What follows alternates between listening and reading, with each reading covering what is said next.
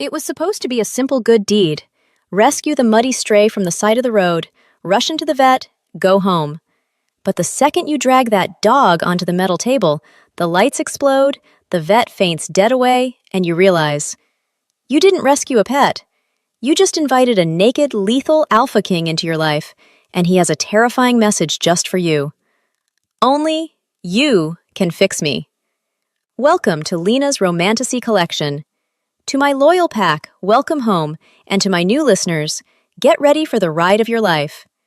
If you love spicy, witty werewolf romance, please like, share, and subscribe, and hit that notification bell so you never miss an update. Now, let's do a quick roll call. Tell me which city or country you are listening from in the comments below. Let's get into the story. Chapter 1. The Roadkill That Wasn't. If the universe had a suggestion box, Jinkyung Park would have stuffed it full of complaints by now. Specifically, she would have filed a formal grievance regarding the incompetence of contractors who thought load-bearing wall was merely a suggestion and the ungodly weather in Briarcliff Bluffs. Rain hammered against the panoramic roof of her matte gray Polestar 2, sounding like 1,000 angry fingers tapping for attention. Jin gripped the vegan leather steering wheel, her knuckles white. It was 11 p.m. She was tired, hungry, and currently fantasizing about strangling the electrician who had wired the wrong junction box at her latest restoration site. Just get home, she muttered to herself, the soft hum of the electric engine the only thing keeping her sane. Get home, open a bottle of soju, and complain to Kimchi until he falls asleep. She took the shortcut through the Blackwood Reserve, a winding stretch of road flanked by towering pines that looked ominous even in daylight. Tonight, in the torrential downpour, it looked like the opening scene of a horror movie she would definitely switch off. Her headlights cut through the gloom, illuminating wet asphalt and dancing shadows. Then, they caught something else. A lump. A massive, muddy, unmoving lump on the shoulder of the road. Jin's foot slammed onto the brake pedal before her brain even registered the decision. The Polestar skidded slightly on the wet leaves before coming to a silent halt. She stared through the windshield, the wipers frantically slapping back and forth. "Please be a log," she whispered. "Please be a really ugly, furry log." She cracked the door open. The smell of wet pine and ozone hit her instantly. She grabbed her umbrella, popped it open, and stepped out into the deluge. Her heels sank into the mud. It wasn't a log. Lying in the ditch was a dog. No, not a dog, a beast. It was the size of a small pony, with matted dark fur that looked black in the night. It was covered in mud and what looked suspiciously like burns. Jin approached cautiously. Most people would have run. Most people would have called animal control and locked their doors. But Jin was a restoration architect. She couldn't walk past something broken without calculating how to fix it. "Hey!" she called out, her voice sharp to hide her trembling. "You alive, buddy?" The beast didn't move, but its chest rose with a ragged, shallow breath. Okay, don't die on me." Jin crouched down, ruining her cream-colored slacks instantly. "I am not equipped to deal with a corpse tonight. I have a 9 a.m. meeting." She reached out, her hand hovering over the animal's neck. The fur was coarse, and the heat radiating off the creature was intense, like standing next to a radiator in midwinter. She felt a pulse. It was slow, thudding against her fingertips like a heavy drum. "Right, you're coming with me." Getting a 200-pound, unconscious animal into the pristine back seat of a Polestar was not in the owner's manual. It took Jin 20 minutes of cursing, pulling, and leveraging physics. She sacrificed her luxury backseat blanket, wrapping it around the muddy creature. "You owe me for detailing," she panted, shoving the beast's massive hind legs into the car and slamming the door. She was soaked to the bone, her hair plastered to her face, and her car smelled like wet dog and copper. She jumped into the driver's seat, hitting the ignition. "If you wake up and bite me," she warned the rearview mirror, "I will sue you." The beast didn't respond, but a low, pained whimper vibrated through the cabin. It sounded heartbreakingly human. Jin's cynicism cracked, just a fraction. She floored the accelerator, speeding toward the only place open at this godforsaken hour, Dr. Evans' 24-hour veterinary clinic. Chapter 2. The Vet Faints. Dr. Evans was a man who preferred hamsters. Hamsters were easy. They fit in your hand, they ate seeds, and they rarely looked at you like they wanted to consume your soul. When Jin-kyung Park kicked open the double doors of his clinic at midnight, looking like a drowned rat and screaming for a gurney, Dr. Evans knew his night was about to take a turn. "I need a stretcher! Now!" Jin barked, wiping rain from her eyes. Dr. Evans scrambled from behind the reception desk, knocking over a display of flea collars. "Miss Park? Is it Kimchi? Did he eat a sock again?" "No, it's not the corgi, it's a stray, I think." They rushed the gurney out to the sleek gray car idling at the curb. When Jin opened the back door, Dr. Evans froze. The animal taking up the entire back seat wasn't a dog. It looked like a wolf, but broader, denser, like a prehistoric ancestor of a wolf that hadn't gotten the memo about extinction. "Good Lord," Evans whispered, his glasses fogging up. "Is that a mastiff mix?" "Less identifying, more lifting," Jin snapped. Together, they hauled the unconscious creature onto the stretcher. It was dead weight, heavy and dense as lead. They wheeled it into exam room 1, the metal wheels squeaking in protest. Jin stood back, hugging her wet arms around herself, watching as Evans turned on the overhead surgical lights. The harsh white glare illuminated the extent of the damage. The animal's fur was singed in patches, revealing angry red skin beneath. There were no bite marks, no cuts, just bruises that looked like they had been inflicted by tree roots or rocks. "His temperature is off the charts," Evans muttered, placing a hand on the animal's flank. "He's burning up, 106 degrees. If he were a normal dog, his brain would be boiling." "Is he going to make it?" Jin asked, surprising herself with a tremor in her voice. Evans grabbed his stethoscope and leaned down to listen to the heart. "Let's check the vitals.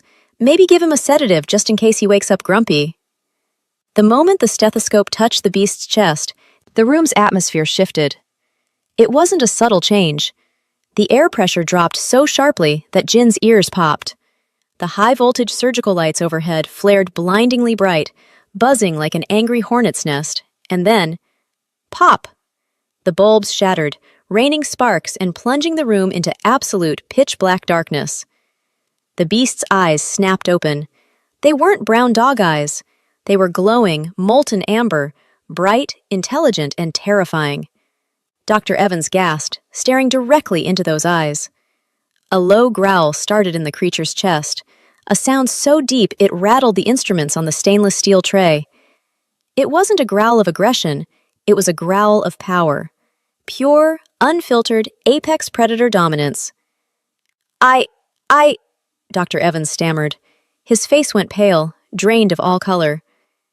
"Alpha!" he squeaked. "Alpha what?" Jin asked, stepping forward. "Dr. Evans?" The vet didn't answer. His eyes rolled back into his head, his knees buckled, and he collapsed onto the linoleum floor with a soft thud, fainting dead away.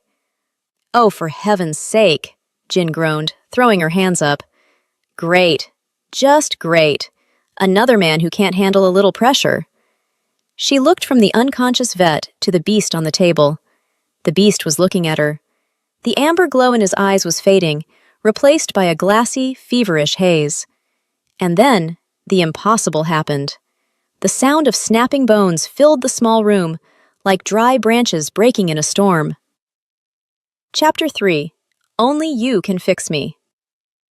Jin had seen many things in her career as an architect. She had seen historic mansions crumbling into dust. She had seen structural failures that defied physics. But she had never experienced terror like this. In the darkness, a wet, grinding sound filled the small room, the sickening noise of snapping bones and shifting muscle. "Hello?" Jin whispered, backing away until her spine hit the cabinets. The emergency backup lights flickered on with a low, red hum, bathing the room in eerie shadows. Jin blinked, trying to make sense of the shape on the table. Her brain refused to process the data. Where a massive wolf had been lying a moment ago, there was now a man. A naked man. And not just any man. He was huge, easily 6'4", with shoulders that spanned the width of the exam table.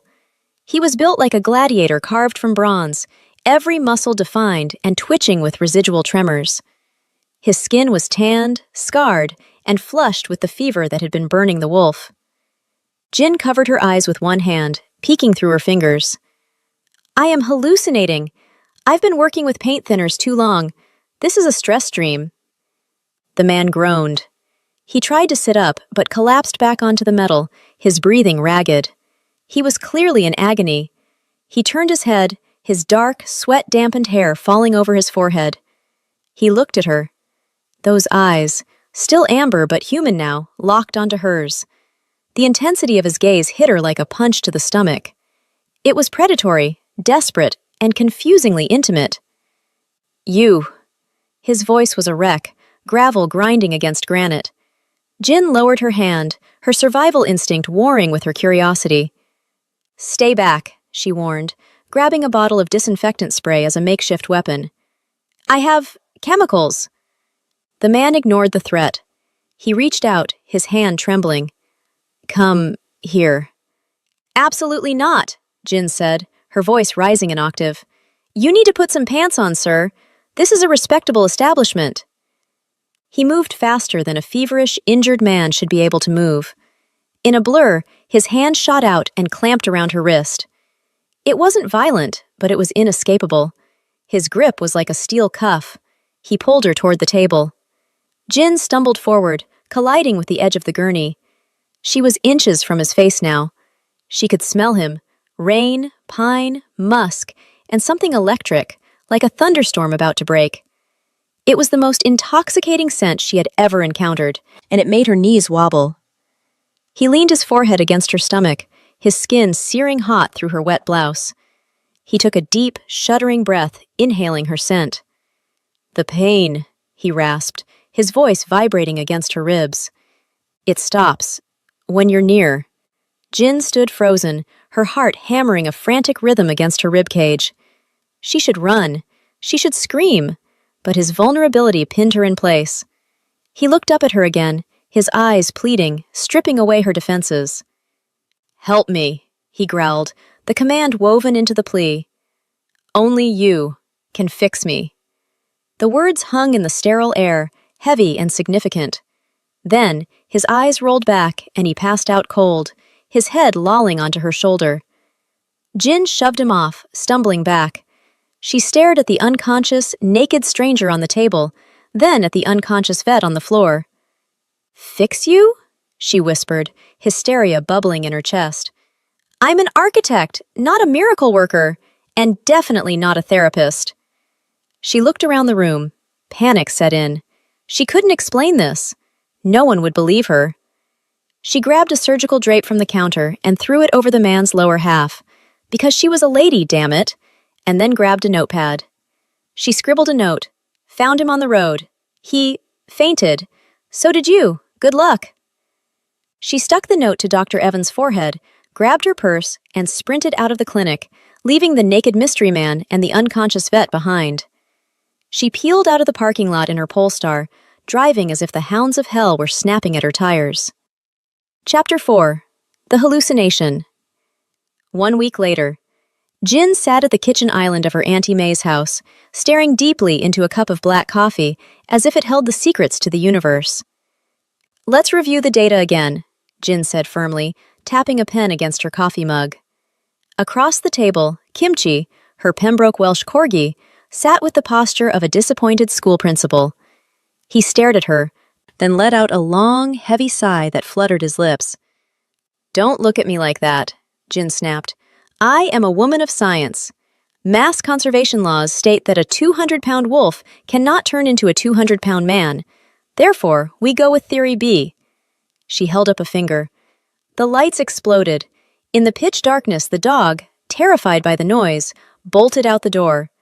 At the same exact moment, a naked squatter who had been hiding under the exam table stood up. "It's the only logical explanation." Kimchi sneezed. It sounded remarkably like bullshit. Jin groaned and dropped her head onto the cool granite counter. I know it's weak. A squatter with a fever of 106 degrees? Who smells like ozone? But the alternative is that I picked up a werewolf kimchi, and since I don't live in a YA novel, I have to stick with the squatter theory. She was staying with Auntie May while her own apartment underwent emergency fumigation. A tenant in 4B had tried to start a mushroom farm that went horribly wrong. Auntie May's house was a cozy, clutter-filled bungalow that smelled perpetually of sesame oil and fabric softener. It was usually a sanctuary, but Jin hadn't slept in 3 days. Every time she closed her eyes, she saw those amber eyes. She felt the heat of his skin. She heard that voice.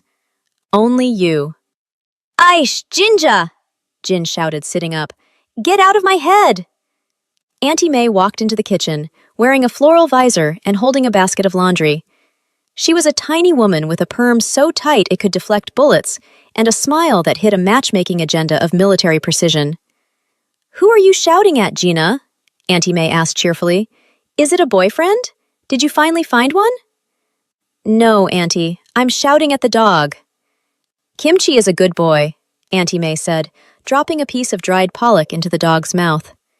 Kimchi accepted it graciously, shooting a smug look at Jin. He doesn't need shouting. He needs a father figure, and so do you. I don't need a father figure. I need a caffeine IV, Jin muttered, standing up and smoothing her pencil skirt. I have to go. The firm is assigning me a new client today. Apparently, he's some big-shot billionaire who bought the old Drivas estate. Drivas? Auntie May's eyes widened. That old spooky castle on the hill. People say ghosts live there. Ghosts I can handle, Jin said, grabbing her laptop bag. Ghosts don't refuse to pay invoices, and they don't try to micromanage my blueprints. She bent down to scratch Kimchi behind the ears. The dog tolerated it for exactly 3 seconds before walking away to lie on his orthopedic bed. Love you too, you little traitor, Jin said. She grabbed her keys. She was determined to have a normal day. A boring, professional architectural day. No wolves, no naked men, just concrete, steel, and contracts. She had no idea that normal had left the building the moment she picked up that stray on the side of the road. Chapter 5. The New Client. The conference room at Park & Associates Architecture was designed to intimidate. It was all glass walls, chrome accents, and a view of the city skyline that screamed, "We charge by the hour and it's expensive." Jin adjusted her blazer, checking her reflection in the glass. She looked professional, sharp, competent. The dark circles under her eyes were expertly concealed with concealer. He's waiting inside, her boss, Mr. Henderson, whispered, looking unusually flustered. Be careful with this one, Jin. He's intense. He specifically requested you. Requested me? Jin frowned. I've never worked with him before. He saw your portfolio on the Briarcliff restoration. Just go in, and don't be too sarcastic. He owns half the city. Jin rolled her eyes internally. Don't be sarcastic. Asking a fish not to swim. She pushed open the heavy glass door and stepped inside. The man was standing by the window, his back to her. He was wearing a charcoal gray suit that was tailored to perfection, straining slightly across broad shoulders that looked suspiciously familiar. Mr. Drivos? Jin said, her voice practicing its professional lilt. I'm Jin Kyung Park. I'll be your lead architect. The man turned around slowly. Jin's portfolio slipped from her fingers and hit the floor with a loud thwack. It was him. It was the stray. It was the naked guy from the vet. He looked different, clean-shaven, hairstyled, wearing clothes that cost more than her car, but there was no mistaking the jawline sharp enough to cut glass, or the sheer size of him. He seemed to suck all the air out of the room just by existing. And the eyes. Those amber eyes locked onto hers with the precision of a sniper. He didn't look surprised. He looked satisfied. Miss Park, he said. His voice was deep, a baritone rumble that she felt in the soles of her feet. It was the same voice that had growled in her ear. I've been looking forward to meeting you properly, under better circumstances. Jin's heart was doing gymnastics in her chest. Her brain was screaming, abort mission! But her feet were glued to the carpet. She quickly bent down to retrieve her portfolio, using the moment to compose her face. Deny till you die, Jin. Deny till you die. She stood up, forcing a polite plastic smile. I'm sorry, Mr. Drivus. Have we met? I believe this is our first consultation. Cal Drivus took a step toward her. The air pressure in the room dropped again. The hairs on her arms stood up. He stopped just inside her personal space, close enough that she could smell that signature scent of rain and ozone. He tilted his head, a faint, knowing smirk playing on his lips. You don't remember? He asked softly. I have a distinct memory of you calling me a mangy stray and threatening to sue me for detailing your car seats. Jin's face burned hot. I have no idea what you're talking about. You must have me confused with another architect who drives a Polestar and has a temper. Cal chuckled. It was a low, dangerous sound. I never forget a cent, Miss Park. Or a debt. You saved my life. He extended a large hand. Callum, but you can call me Cal, since you've seen me at my worst. Jin stared at his hand. If she touched him, she knew that static shock would happen again. She knew this was a terrible idea. She reached out and shook his hand. Zap. A spark of electricity, visible and blue, snapped between their palms. Jin jerked her hand back, gasping. Cal didn't flinch. He just smiled, his eyes glowing faintly. When can we start? Chapter 6. Auntie May's Approval.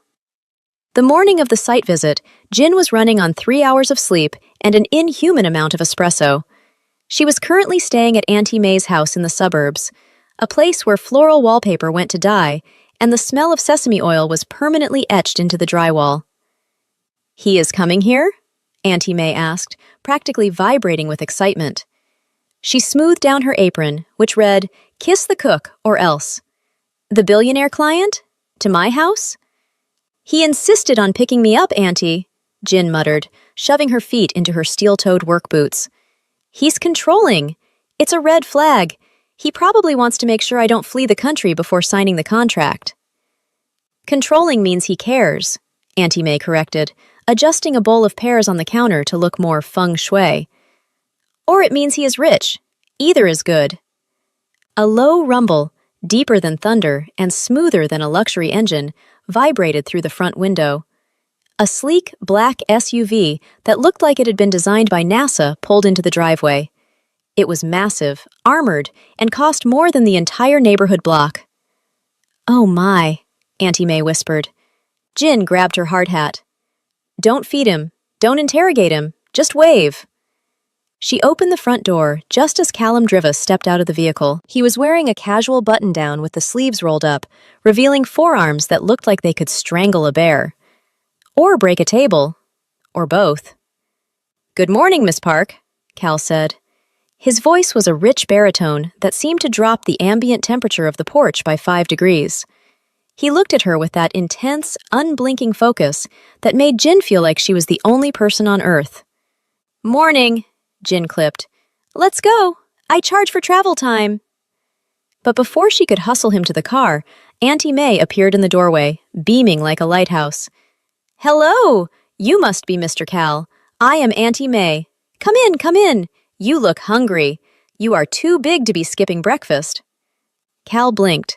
The terrifying alpha of the Iron Ridge pack looked momentarily confused by the tiny Korean woman waving a ladle at him. I ate, ma'am. Nonsense. You look like you need protein. She grabbed his bicep, which was as hard as a steel pipe, and dragged him inside. To Jin's horror, the 6'4" billionaire followed meekly. Inside, Kimchi was waiting. The corgi sat in the middle of the hallway, his stubby legs planted firmly. He took one look at Cal, sniffed the air, and let out a sound that was less of a bark and more of a demonic gargle. Gruff! Cal froze. He looked down at the dog with genuine hurt. Is that the corgi? That's Kimchi, Jin sighed, leaning against the doorframe. He's a judge of character. Usually he just sighs at people. The growling is new. Congratulations, you've made an enemy. Kimchi waddled forward, sniffed Cal's expensive Italian loafer, and snapped his jaws inches from the leather. Cal flinched. He actually flinched. He looked at Jin, his amber eyes wide. Why does he hate me? I haven't done anything. He smells the dog on you, Jin said, keeping her face neutral, though her heart hammered. From your own pets, obviously. Auntie May shoved a plate of Galbi Jim, braised short ribs, into Cal's hands. Ignore the dog. He is just jealous of your height. Eat. Cal looked at the ribs, then at Auntie May. He smiled, a genuine, dazzling smile that transformed his scary face into something devastatingly handsome. Thank you, Auntie. This smells incredible. Auntie May grabbed Jin's arm and whispered loudly in Korean, If you don't marry this one, I will write you out of the will. Look at those shoulders. He could carry the groceries in one trip. Auntie! Jin hissed. I speak Korean, Cal said softly, tearing into a rib with disturbing efficiency. Jin froze. You do? Business electives, Cal lied smoothly, though his eyes danced with amusement. And I agree. I am excellent at carrying groceries.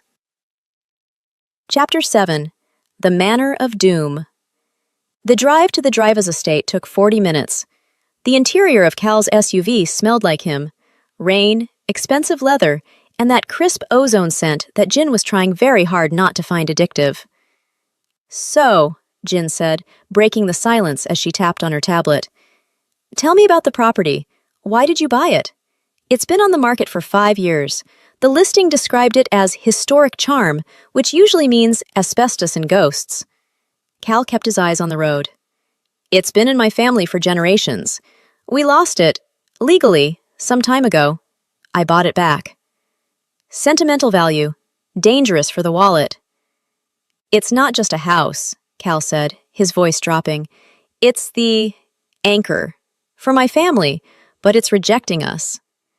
Rejecting you? Jin raised an eyebrow. Like spitting out your furniture? Or just bad plumbing? The foundation is unstable, Cal said, dodging the question. The mood in the house is wrong.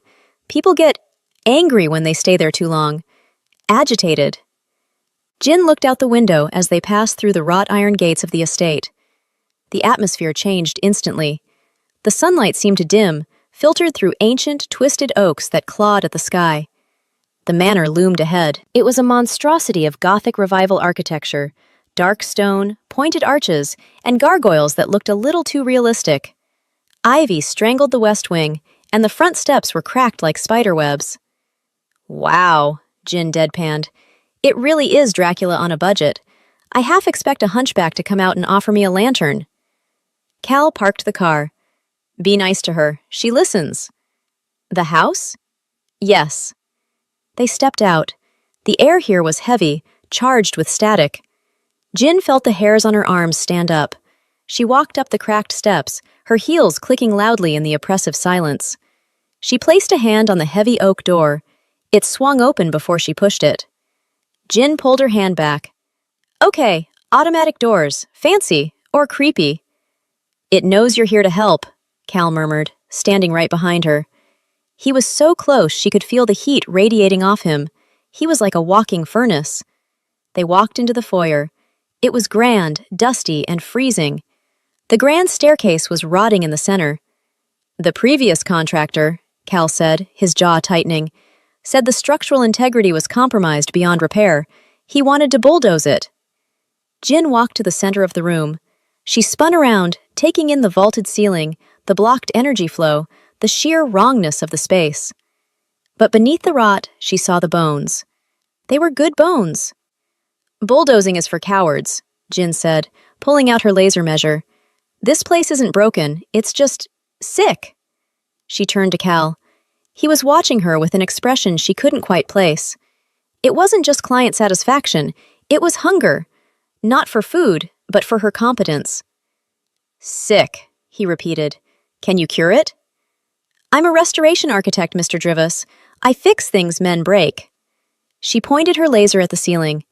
But it's going to cost you. This isn't a renovation.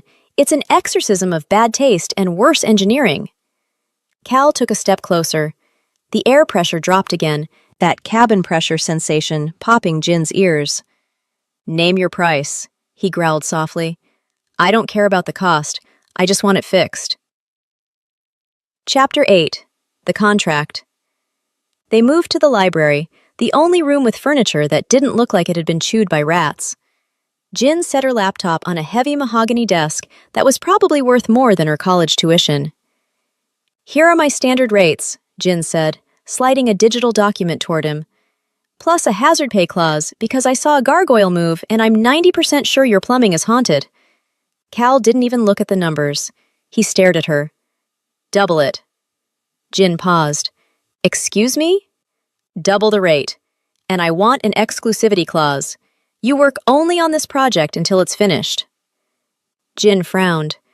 "Mr. Drivas, I have other clients. I can't just drop—" "Triple it," he interrupted.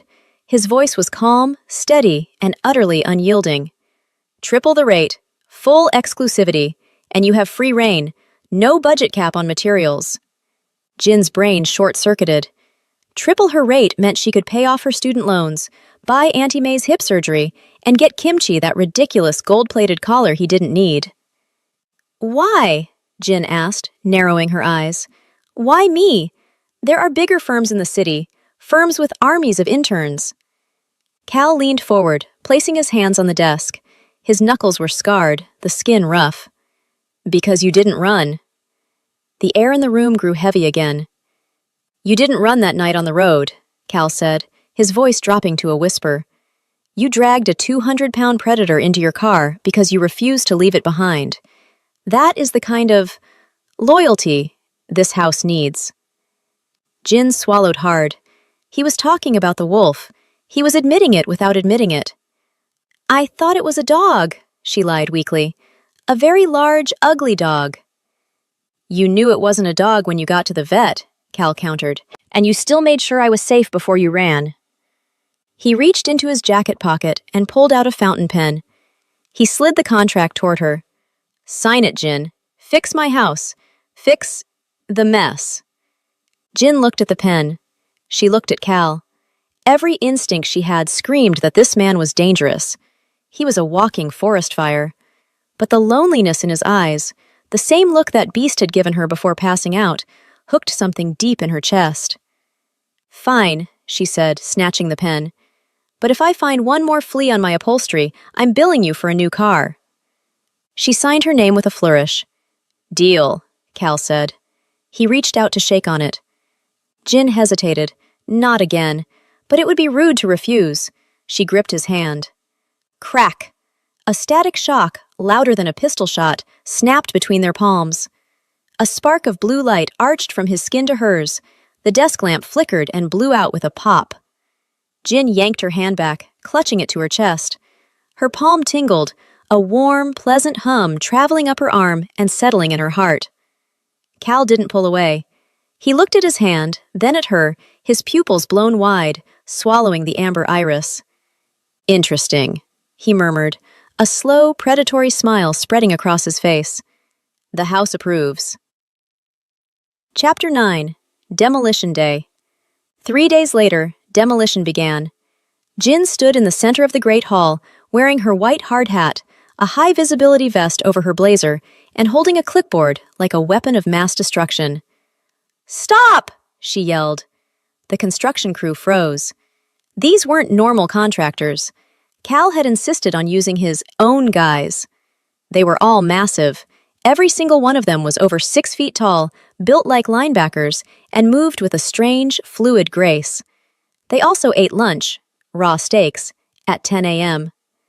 Jin marched up to the foreman, a guy named Rogan who had biceps the size of her head and a scar running down his neck.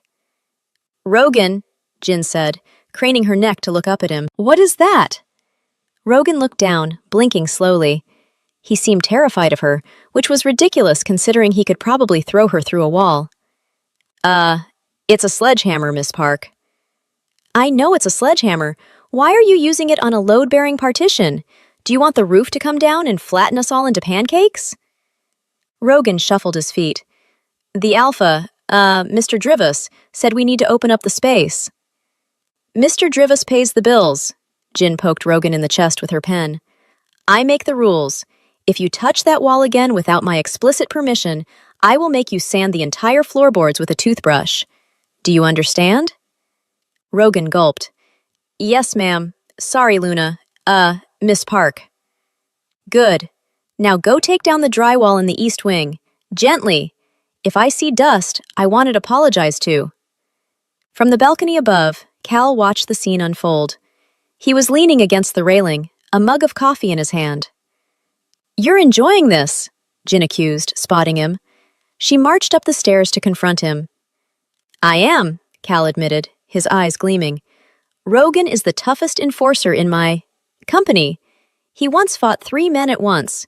You just made him whimper. Competence is terrifying to the incompetent, Jin said, brushing dust off her sleeve. Your guys are weird, Cal. They move too fast, they don't sweat, and they keep sniffing the lumber.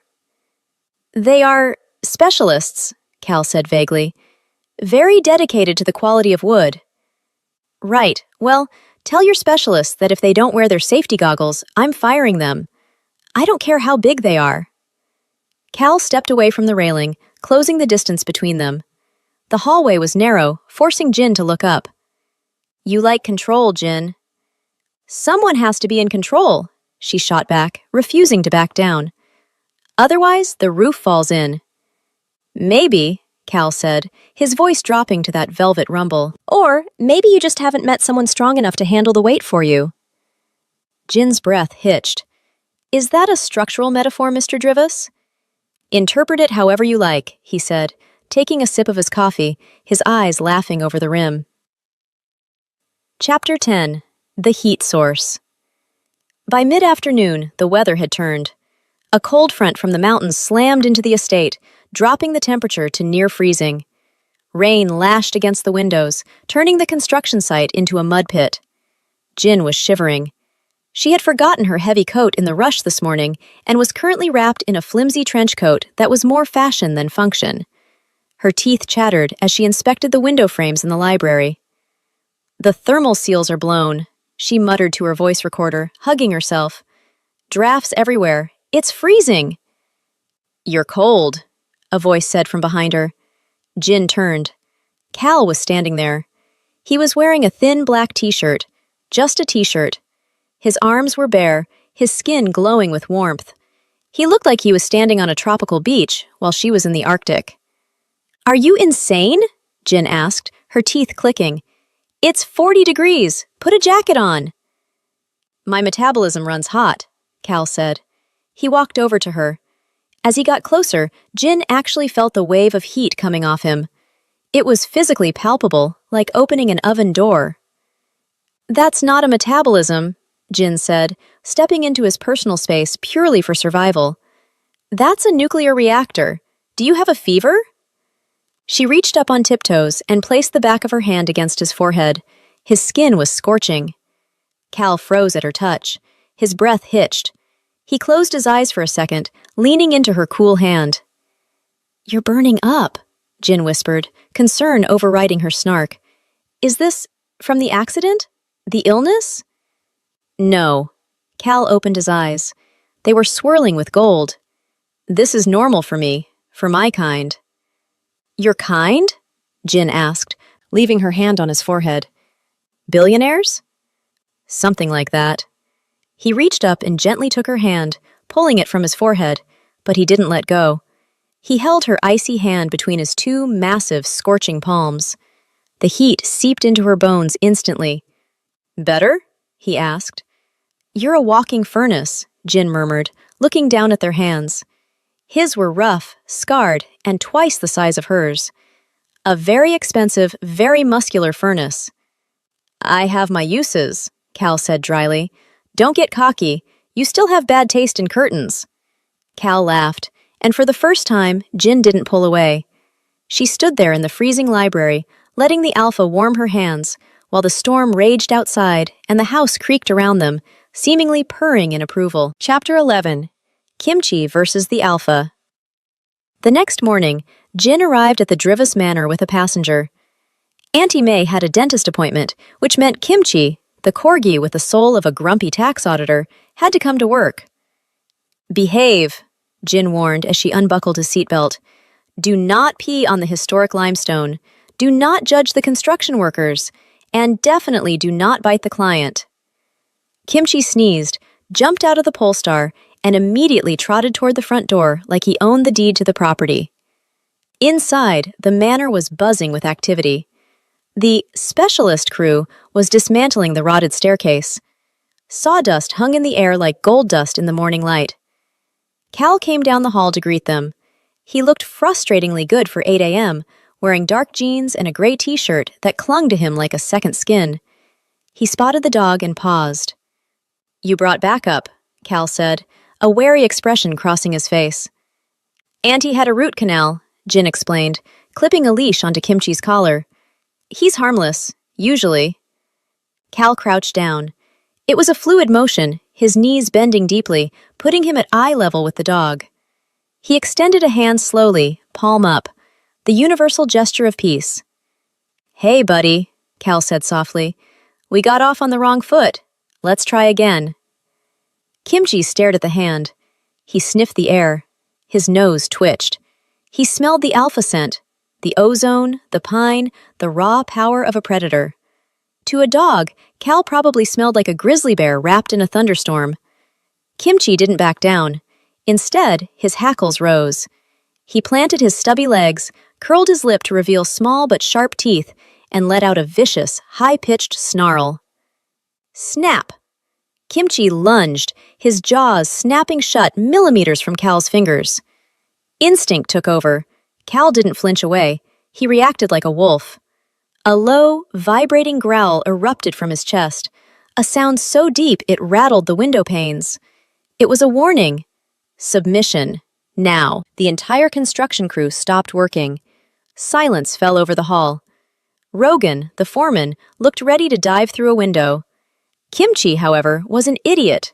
Or brave. He barked right in Cal's face, a sharp yap, yap, yap that echoed off the high ceilings. "Hey!" Jin shouted, stepping between them. She smacked Cal on the shoulder with a rolled-up set of blueprints. "Stop antagonizing my dog!" Cal looked up, blinking. The amber glow in his eyes faded. "He tried to bite me." "He's a corgi, Cal. He's 12 inches tall. You are 6'4" and made of muscle. You don't growl at him. You give him a treat and apologize for existing in his space." Cal looked genuinely baffled. "That's not how hierarchy works." "In my house it is," Jin said, picking Kimchi up. The dog instantly stopped barking and settled into her arms with a smug expression, resting his chin on her shoulder. "Kimchi is the alpha. You are the guest. Adjust your attitude." Cal slowly stood up, rubbing the spot where she'd hit him with the blueprints. He looked at the dog, then at Jin. A small, reluctant smile tugged at the corner of his mouth. "Understood," he murmured. "He's the alpha. I'm the guest." "Good." Jin turned to walk away. "Now, if you'll excuse me, the alpha needs to pee on a bush." As she walked away, she heard Rogan whisper to Cal, "Boss, did that dog just win?" "Shut up, Rogan," Cal replied. But there was no anger in his voice, only amusement. Chapter 12. The Glitch. By midday, Jin was ready to throw her expensive technology out the window. She was in the library, trying to map the room's dimensions for the new shelving units. She set up her laser distance measurer on a tripod, aimed it at the far wall, and pressed the button. Beep! The red dot appeared. Then Cal walked into the room. The red dot flickered, danced wildly across the ceiling, and vanished. The screen on the device scrambled, flashing error codes before going black. "Oh, come on," Jin groaned, smacking the device. "I just changed the batteries." Cal stopped in the doorway, leaning against the frame. "Problems?" "My equipment is haunted," Jin muttered, swapping the batteries for a fresh pair. She turned it back on. The laser appeared. She aimed it. Cal took 2 steps into the room. Zzzt! The laser died again. This time, the smell of ozone filled the air. Jin froze. She looked at the dead device in her hand. Then she looked at Cal. "Walk out," she commanded. Cal raised an eyebrow, but stepped back into the hallway. Jin turned the device on. It worked perfectly. The red dot was steady. "Walk in," she said. Cal stepped back in. The device sputtered and died. Jin lowered the tool and glared at him. "You act like a walking EMP. What are you made of? Uranium? Cal chuckled, walking over to her. The air around him felt charged, static electricity prickling against her skin. I've been told I have a strong presence. It's not a presence, it's interference, Jin accused, poking him in the chest. His pectoral muscle was hard as a rock under her finger. You are literally scrambling my electronics. How do you use a phone? Do you use smoke signals? I go through a lot of iPhones, Cal admitted, catching her hand before she could poke him again. His grip was warm, his thumb brushing over her knuckles. But I find that analog methods are more reliable. Analog? Jin's breath hitched. He was standing too close again. The library felt suddenly very small. Like this, Cal whispered. He reached past her, taking the tape measure from her belt. He clipped the end to the edge of the bookshelf and walked backward, unspooling the yellow tape. He moved with a grace that shouldn't belong to a man of his size. 12 feet, 4 inches, he read, holding the tape taut. No batteries required. Jin stared at him. The sunlight filtered through the dusty windows, illuminating the sharp angles of his face. He looked ancient and modern all at once, a creature of raw power pretending to be a billionaire in a library. You're very proud of yourself, aren't you? Jin asked, crossing her arms to hide the fact that her heart was racing. I'm just helping the architect, Cal said, letting the tape snap back. Since her fancy toys don't seem to like me. Nothing seems to like you, Jin quipped. My dog, my laser, my aunt's neighbors. But you like me, Cal said softly. It wasn't a question. Jin opened her mouth to argue, but the denial died in her throat. I tolerate you, Drivis. Don't push it. Chapter 13. Auntie May's Ambush. The workday ended late. Cal insisted on driving her home again, claiming that public transport is unreliable, even though Jin drove a Polestar and just hadn't brought it that day because of a flat tire. When they pulled up to the bungalow, the smell of spicy stew wafted all the way to the curb. You're staying for dinner, Auntie May announced before the car engine even cut off. She was standing on the porch, waving a spatula. I really shouldn't intrude, Cal began, though he was already unbuckling his seatbelt. Nonsense! I made kimchi jjigae. Spicy. Good for stamina. Auntie May winked, a gesture that made Jin want to sink into the earth. Dinner was a chaotic affair. The dining table was small, meaning Cal's knees bumped against Jin's under the tablecloth every few minutes. Each time it happened, a jolt of electricity zipped up her leg. So, Mr. Cal, Auntie May said, piling rice onto his plate. What are your intentions with my niece? Jin choked on her water. Auntie! Cal didn't blink. He swallowed a mouthful of spicy stew without even reaching for water. My intentions are to ensure the restoration of my home is completed to the highest standard. Auntie May narrowed her eyes. Boring answer. Do you have good health insurance? Excellent coverage, Cal replied solemnly. Under the table, a drama was unfolding. Kimchi had taken up a strategic position under Cal's chair. Every time Cal shifted his weight, Kimchi would lunge and nip at his ankles. Jin watched Cal's face. He would be in the middle of a sentence about architectural history, then suddenly wince, his jaw tightening. Are you okay? Jin whispered, leaning over. Fine, Cal grit out through a forced smile. Just a cramp. Jin peeked under the tablecloth. Kimchi was currently chewing on Cal's shoelaces with malicious intent. Cal was holding perfectly still, letting the dog destroy his $500 Italian leather shoes rather than kick him. Jin surfaced, suppressing a laugh. She kicked Kimchi gently away. Leave him alone, you gremlin! Cal let out a subtle exhale of relief. You have great patience, Cal, Auntie May observed, pouring him more tea. Most men would have run away by now. Jin is very bossy, and her dog is a demon. Cal looked at Jin. His eyes were soft, warm like melted caramel. I don't mind the bossiness. I need someone to tell me what to do. My life is usually people waiting for my orders. It's exhausting. The table went quiet. It was a rare moment of vulnerability. Well, Auntie May said, breaking the silence by slamming a bowl of fruit onto the table.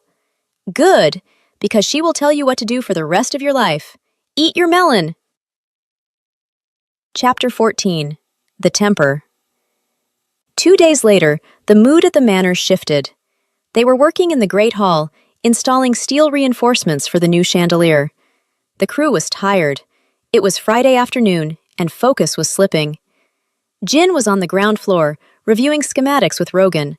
Above them, on the scaffolding, a worker named Silas was securing a heavy oak beam. "Make sure those bolts are flush," Jin called out, not looking up. "Got it, Luna. I mean, boss," Silas yelled back. But Silas was rushing. His grip slipped. The heavy wrench he was holding, a solid chunk of iron, tumbled from his hand. It fell 30 feet, straight toward Jin's head. She heard the clatter first. She looked up, seeing the dark shape plummeting. There wasn't time to move. She flinched, bracing for impact. She never felt it. A blur of motion, too fast for the human eye to track, slammed into her. 1 second she was standing alone. The next, she was pressed against the wall, shielded by a massive, hard body. Crash! The wrench smashed into the stone floor exactly where she had been standing, chipping the limestone.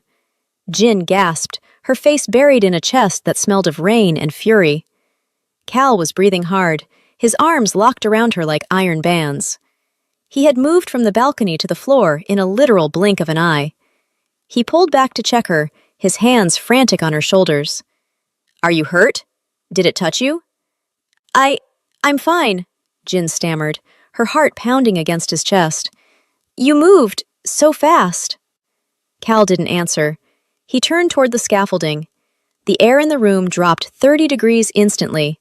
The shadows seemed to lengthen, coiling around him. A low, guttural sound vibrated from his throat, a growl that triggered a primal fear in everyone present. "Silas," Cal said.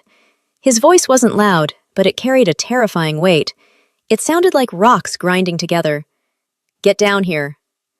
Silas, a burly wolf shifter, was shaking so hard the scaffolding rattled. He scrambled down. "I'm sorry, boss," Silas whimpered, bowing his head low. "It slipped, I swear." Cal marched toward him. His eyes were glowing amber, blazing with violence. The beast was close to the surface. "Carelessness. You could have killed her. You nearly broke the—" He raised a hand, his claws threatening to extend. The violence in the air was suffocating. Rogan and the other workers looked away, terrified to intervene. Thwack! Jin marched up and slapped Cal's arm, hard. "Hey!" she shouted. "Stop it! Look at me!" Cal froze. The growl cut off. He blinked, looking down at her. The amber fire in his eyes swirled with confusion. "He dropped a wrench, Cal. It was an accident. He didn't launch a nuclear missile." Jin poked him in the chest, right over his heart. "Stop acting like a monster. Use your words. You are a CEO, not a caveman."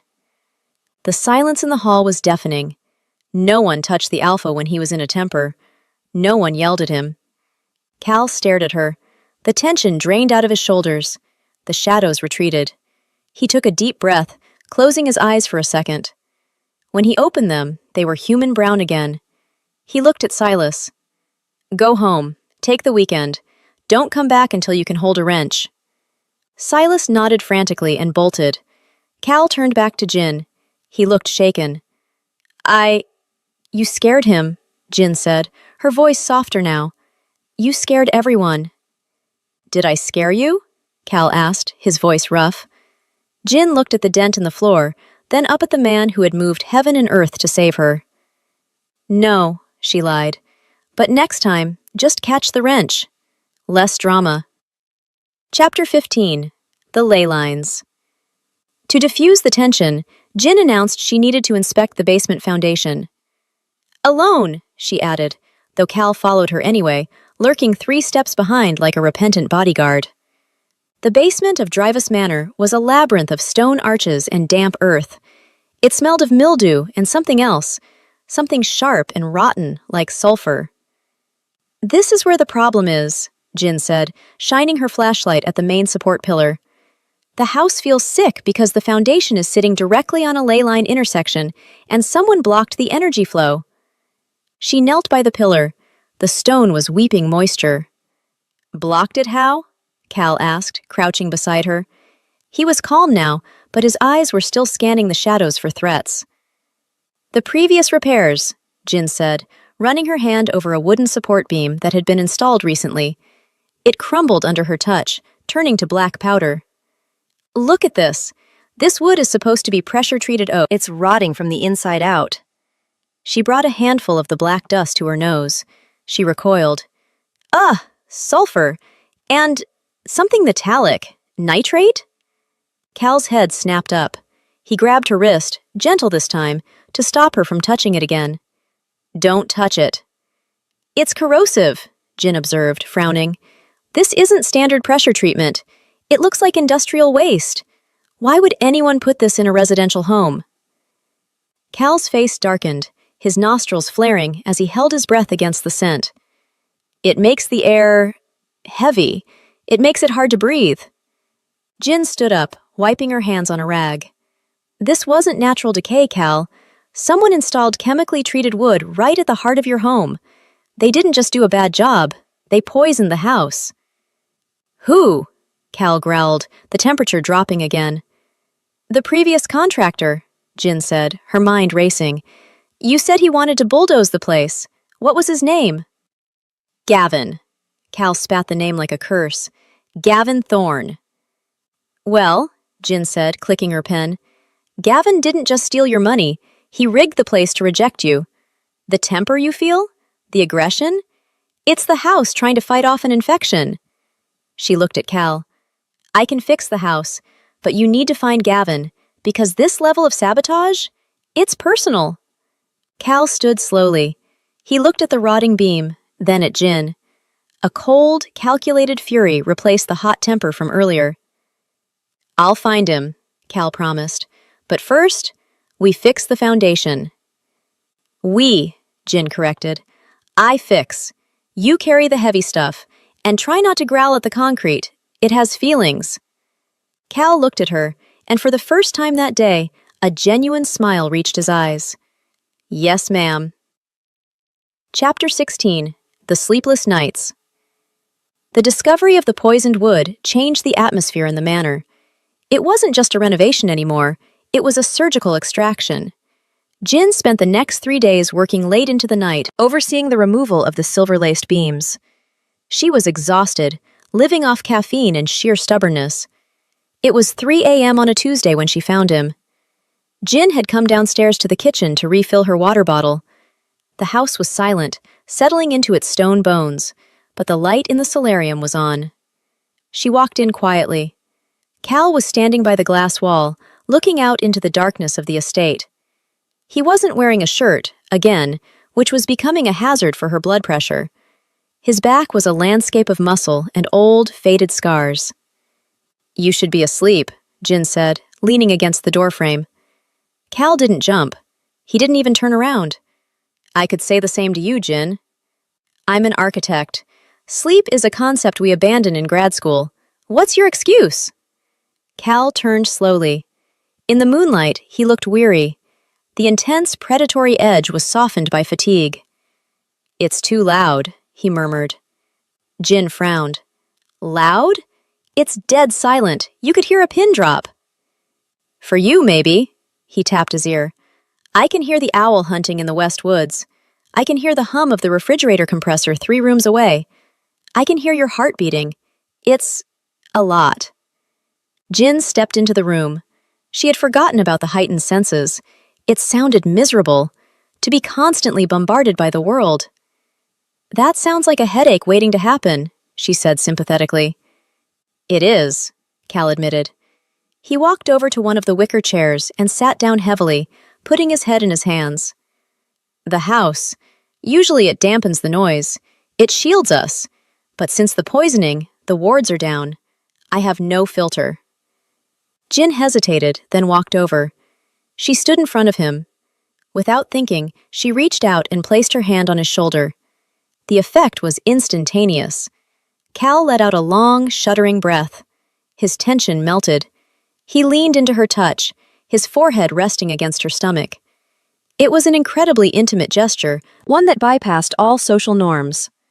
Quiet, he whispered. When you touch me, the noise stops. It's just quiet. Jin stood frozen. Her hand was resting on his hot skin, feeling the heavy thrum of his pulse. She should pull away. This was unprofessional. This was dangerous. But he looked so desperate for peace.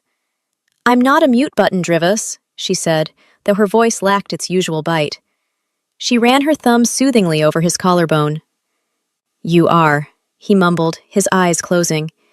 You're the only silence I've found in 10 years. They stayed like that for a long time. The alpha of the Iron Ridge pack, terrifying and powerful, slumped against a human woman in a kitchen, using her presence to drown out the world. If you drool on my shirt, Jin whispered, I'm charging you a dry cleaning fee. Cal chuckled, a low vibration against her ribs. Put it on my tab. Chapter 17. The Shedding. By Thursday, the immediate crisis of the Silverwood was resolved, but a new mystery had appeared. Jin was in the lounge, testing fabric swatches for the new sofas. She sat down on the existing velvet chaise and stood up looking like a yeti. What on earth? Jin gasped, brushing frantically at her black slacks. They were covered, absolutely coated, in thick, coarse gray fur. Mrs. Gable! Jin called out. The housekeeper, a sweet elderly woman who moved with surprising speed, poked her head in. Yes, Miss Park? Do we have a dog I don't know about? Jin asked, holding up a lint roller like a weapon. Because Kimchi is a corgi. He sheds, but this is an entire ecosystem. Mrs. Gable went pale. She glanced nervously at the door. Oh, no, miss, no dogs, just drafts. The wind blows things in. The wind blows in 5 pounds of animal fur? Jin raised an eyebrow. Is it a wolf? A coyote? Because if Cal is hiding a husky in the attic, I need to know for allergy reasons. I have to go check the soup. Mrs. Gable fled. Jin narrowed her eyes. Something was going on. First the stray on the road, then the growling at Kimchi, now this. She went back to her makeshift office in the library. She needed a distraction. She pulled up the financial records she had recovered from the basement office, the ones Gavin Thorne had tried to hide. She started cross-referencing the invoices. Invoice number 402, timber supply, $50,000. Invoice number 403, security upgrade, $120,000. Jin frowned. She logged into the supplier's database, using a password she had guessed. Password 123. Criminals were rarely creative. The timber hadn't cost $50,000. It had cost $5,000. And the security upgrade? It was for a company called Thornshell Corp. Gotcha, Jin whispered. You didn't just buy bad wood, Gavin. You were laundering money. But as she scrolled, she found something else. An invoice for perimeter containment, silver nitrate solution. Jin stopped. Why would a human contractor buy silver nitrate? Unless he knew exactly what he was dealing with. Unless he knew about the wolves. She looked at the gray fur sticking to her sleeve. She thought about Cal's heat, his speed, the way he growled. The pieces were floating in her brain, waiting to click. She just needed one more push. She picked up her phone and opened the app for the new security system she had just installed. Let's see what bumps in the night, she muttered. Chapter 18. The Security System. Jin had installed a state-of-the-art smart home system. It had thermal imaging, motion sensors, and AI recognition software that could distinguish between a delivery driver, a deer, and a potential burglar. She was at Auntie May's house that evening, helping Kimchi with his sit commands. He refused to sit unless offered cheddar cheese, when her phone buzzed. Notification. Movement detected. Library. Jin frowned. It was 11 p.m. The construction crew was gone. Mrs. Gable slept in the guest cottage. She opened the app. The live feed from the library camera popped up. It was dark, but the thermal imaging showed a heat signature. A massive one. It was pacing back and forth. The heat signature was glowing bright red and white, way hotter than a normal human. Is that Cal? She wondered. Why is he glowing like a supernova? Then, on the screen, the shape dropped to all fours. Jin brought the phone closer to her face. What are you doing, Drivas? Yoga? The figure shifted. Bones seemed to rearrange. The humanoid shape blurred, expanded, and elongated. Within seconds, the man was gone. In his place stood a massive four-legged beast. The AI software tagged the image. Object identified, Canis lupus, wolf. Threat level, high. Jin stared at the screen. The wolf on the screen shook itself, sending a cloud of imaginary fur into the air, and then curled up on the rug in front of the fire.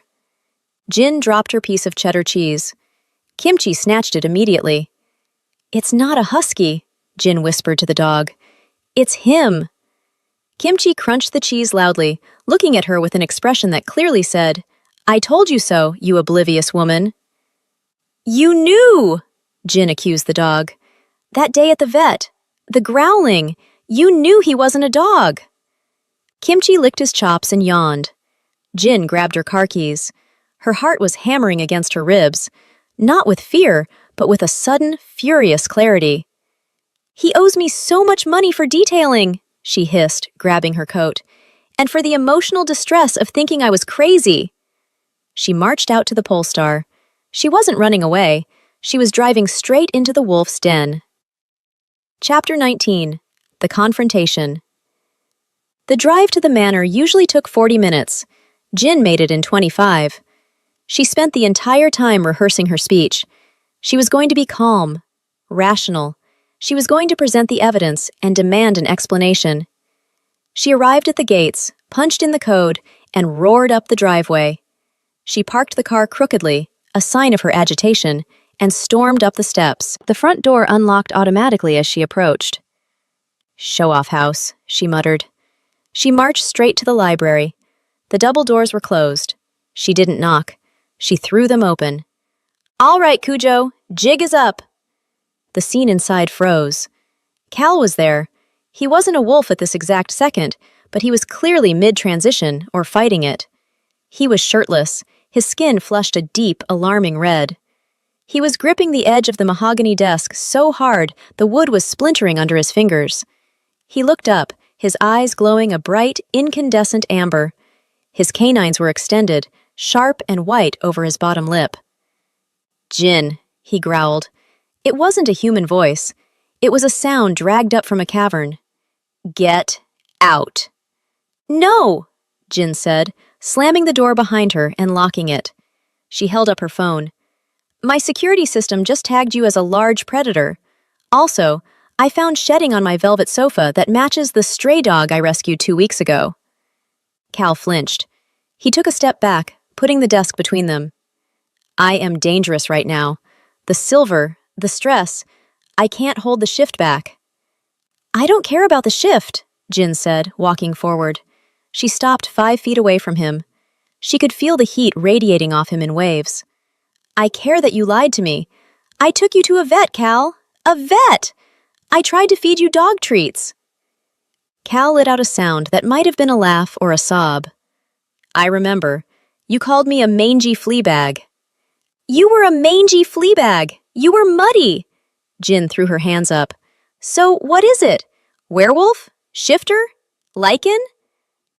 Werewolf, Cal forced out, his body trembling with the effort to stay human. I am the alpha of the Iron Ridge Pack, and right now, my wolf wants to claim you, so you need to run. Jin looked at him. She looked at the claws digging into the desk. She looked at the terror in his eyes. Not terror for himself, but terror that he would hurt her. She didn't run. Claim me? She asked, arching an eyebrow. Like an Amazon package? I don't think so. She walked around the desk. Jin, stop! Cal roared, backing into the bookshelf. Books tumbled down. I can't control it! Yes, you can, Jin said calmly. She reached out and grabbed his face with both hands. His skin was burning. He snarled, his lips pulling back to reveal lethal teeth inches from her nose. Look at me, she commanded, using her bad dog voice. You are Callum Drivas. You pay my invoices. You like my aunt's cooking. You are not going to eat me." Cal froze. He stared into her eyes, his chest heaving like a bellows. The amber fire in his eyes flickered, warring with the human brown. "How," he gasped, "how are you not afraid?" "I'm an architect," Jin whispered, stroking his cheek with her thumb. "I work with structural instability every day. You're just another project that needs a little reinforcement." Chapter 20. The Truth. The tension in the room broke. Cal slumped forward, his forehead resting on Jin's shoulder, his weight heavy. The claws retracted, the growl died in his throat. "You are insane," he mumbled into her shirt. "Says the man who turns into a rug when he's stressed," Jin retorted, though she wrapped her arms around his massive torso to hold him up. They moved to the leather sofa. Cal drank a bottle of water in 3 seconds flat, his hands finally steady. "So," Jin said, sitting cross-legged opposite him, "let's review. You're a werewolf. The construction crew are wolves. Rogan is a wolf. That's why they eat raw steaks." "Yes," Cal said, looking at the floor. He looked like a schoolboy called to the principal's office. "And the temper? The house rejecting you?" "The house sits on a ley line that stabilizes our pack," Cal explained. "When Gavin poisoned it with silver, it broke the connection. It made us all aggressive. Feral. That night you found me, I had gone to investigate the perimeter. I triggered a ward he had rigged." "The ward hurt you?" "It crushed my ribs, burned me with magic. I crawled to the road, hoping for help. I didn't expect—" He looked up at her, a soft smile touching his lips. "A woman in a pole star lecturing me about hygiene." Jin felt a blush creeping up her neck. "I thought you were a dog. I was trying to be helpful." "You were," Cal said. "You saved me. If the vet had touched me with a silver needle, or if animal control had taken me, I would be dead. You saved the alpha. You saved the pack." "Well," Jin brushed imaginary lint off her knee, "you're welcome, but that brings me to my next point." She pulled out the folder she had brought with her. "Gavin knew," she said, tapping the paper. "He bought silver nitrate. He knew what you were. This wasn't just embezzlement, Cal. It was a hate crime. He was trying to wipe you out." Cal's expression hardened. The predator was back, but this time it was cold and controlled. "He tried to kill my family." "Exactly, which is why we are going to nail him." Jin opened the folder. "I tracked his shell company. He's dumb, Cal. He's using the same routing number for his consulting fees as he uses for his offshore gambling accounts." Cal looked at the documents, then at Jin. "You investigated a dangerous criminal who hunts werewolves because you were annoyed about the invoices?" "I hate bad accounting," Jin shrugged, "and nobody messes with my job site." Cal laughed. It was a full, rich sound that filled the room. He reached out and took her hand, interlacing their fingers. The static shock, that blue spark, snapped between them again. "You are incredible," he said, staring at her like she was the 8th wonder of the world. "My Luna." "Don't call me that," Jin warned, though she didn't pull her hand away. "I'm your architect. Now, put a shirt on. We have a trap to set." Chapter 21. The Morning After. Jin woke up with a stiff neck and a mouth that tasted like old coffee. For a split second, she thought she was back in her cramped office at the firm. Then she registered the smell. Leather, old books, and that distinct earthy scent of rain and pine. She sat up. She was on the leather sofa in the driver's library. Someone had draped a heavy cashmere blanket over her. "Oh no," she whispered, the memories of last night crashing down on her like a pile of bricks. The thermal camera, the growling, the werewolf. "Oh yes," a deep voice rumbled from the corner. Jin jumped, clutching the cashmere to her chest. Cal was sitting in the high-backed armchair, watching her. He looked domestic. He was wearing a fresh white t-shirt and reading a newspaper, a mug of coffee balanced on his knee. He looked unfairly attractive for a man who had nearly turned into a canine rug 12 hours ago. "Good morning," Cal said, a hint of amusement dancing in his eyes. "Coffee?" "I don't want coffee. I want a sanity check," Jin muttered, swinging her legs off the couch. So, I didn't dream it? You're actually fuzzy. Fuzzy is not the preferred nomenclature, but yes. He stood up and poured her a cup from a silver carafe. How are you processing the information? Panic? Denial? The urge to run screaming? Jin took the coffee. She took a sip. It was perfect. Hazelnut, 2 sugars. I'm processing it with data. I spent 2 hours on my phone last night before I passed out. Did you know there are forums about you guys? Apparently, if I feed you chocolate, you die. That is a myth, Cal said, leaning against the desk. Though I prefer dark chocolate. Milk chocolate is for children. And the silver? Deadly, as you found out. His face darkened slightly at the mention of the poisoning. Jin stood up, smoothing her wrinkled clothes. Okay, so my client is a werewolf. My contractor was a werewolf hunter, and my dog is a traitor who knew the whole time. Kimchi is a wise creature, Cal agreed. He's a cheese-addicted snitch. Jin walked to the window. Outside, the construction crew was arriving.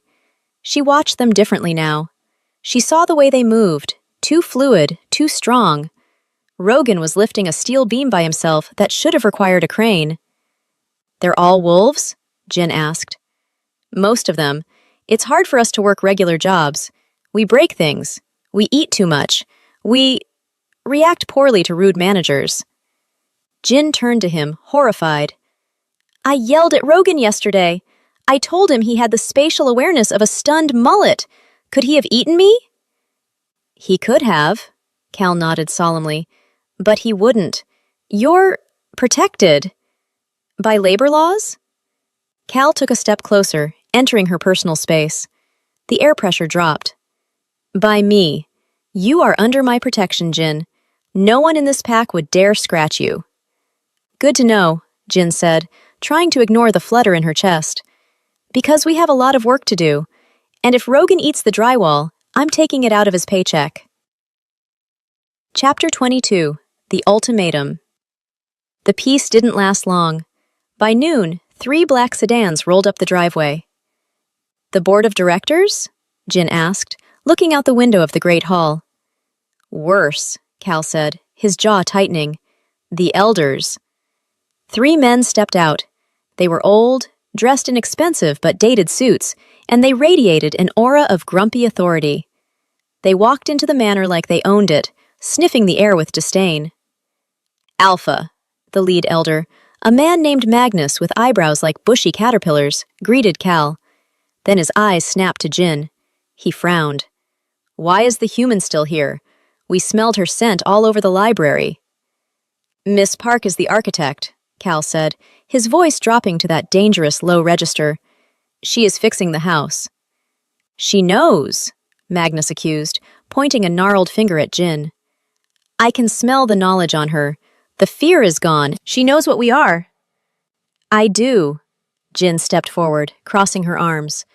And for the record, you smell like mothballs in judgment. Magnus looked like he had been slapped. Excuse me? You heard me. And if you're here to fire me, save your breath. I have a contract. Triple rate. Exclusivity clause. And frankly, this house is a disaster that only I can fix. A human cannot fix the ancestral seat, another elder barked. It is sacred ground. She must be removed. We will wipe her memory. You touch her mind, Cal growled, stepping in front of Jin, claws extending. And I will remove your head. The room froze. The violence in Cal's voice was absolute. Cal, down boy, Jin said, placing a hand on his back. The contact instantly soothed him. His shoulders dropped. She stepped around him to face the elders.